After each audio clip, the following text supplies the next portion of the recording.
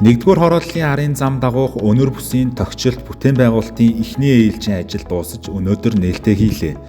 Нийслэлийн засаг дарга бөгөөд Улаанбаатар хотын захирагч Сумья Узар, Сонгон хайрхан дүүргийн засаг дарга Алтан шагаа нарын хамтарсан захирамжийн дагуу нийтийн эдэлбэр газарт зөвшөөрлгүй баригдсан гараж, контейнер, чингэлгийг буулгаж эхэлсэн. Тухайлбал 899 гараж чингэлгийг 2022 оны 4-р сараас буулгах ажил эхэлжээ. 1000 гараж буулгаад 3.9 буюу нэг 4 газрыг бүрэн чөлөөсөн байгаа. За тэгээд энэ дээрээ бид бүхэн зураг төсвийг хийлгээ. За нийслэлийн хот тогтчлтынхондоо бас санал тавиа, хотын удирдлагуу, дүүргийн хэмжээнд бид бүхэн ярилцж ойлголцоод за эндээ ямар ч бас одоо бүтээн байгуулалтын ажлуудаа эхлүүлээгээд модлоо одоо 8 сард эхлүүлжсэн. Тэгээ жилийн дараа ингээд нээгдэж байна. За энэ ажил маань ингээд улам цаашаа үргэлжлэнэ. Одоо яг энэ замын цагдаа дээр тулаа зогссон байгаа. Цаашаа бид бүхэн зураг төсвийг хийлгэж байгаа. Ингээд Саппорогийн артл хүртэл яваад за одоо энэ 8 сарын сүүлээр Саппорогоос энэ Москва орол хүртэл магистрат шугам сольсон одоо энэ талбайг тогтчлох ажил маань ингээд эхлэж байна. Тэгэхээр үндсэндээ энэ Сонгон хайрхан дүүргийн 1-р хороол маань тойрог хэлбэрээр бүрэн тогтчлттой болно гэж ойлгож болно.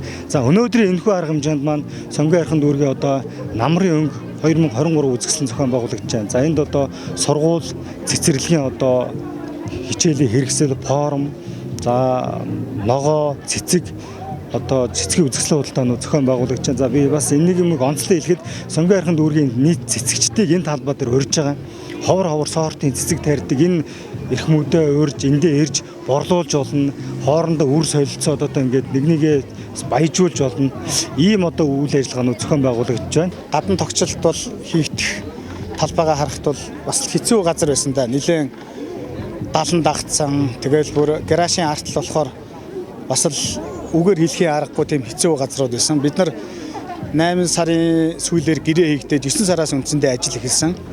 За 22 онд багтаагаад ерөнхий ажлынхаа 70-80% нугалсан. Нийт давхарцсан тоогоор 95,000 гаруй ажилчид 200 гаруй техник хүчтэйгээр богино хугацаанд энэ ажлыг оны өмнө бол хөлтөлтөөс өмнө бас ихэнх ажлаа хийж гүйцэтгээд сая 3 сараас ахгуулаад өдий хүртэл ингээл эвдэрсэн, хинхэрсэн одоо засвар үйлчлэгээ юмнуудыг хийгээл явж байна да.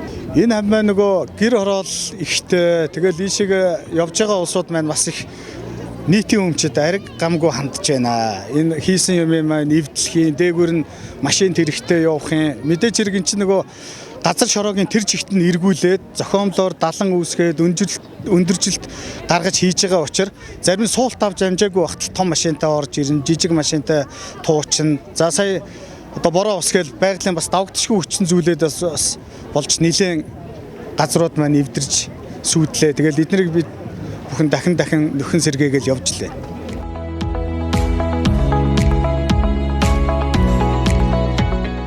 Нийт 4 га газрыг хамарсан энэ талбайд 12,000 м2 явгууны зам, 1600 м2 дугуйн зам, 3900 м2 авто зогсоол, 2000 м2 автозам болон тоглоомын талбай, 3x3 сагсан бөмбөгийн талбай зэрэг бүтээн байгуулалтын ажлыг хийсэн байна.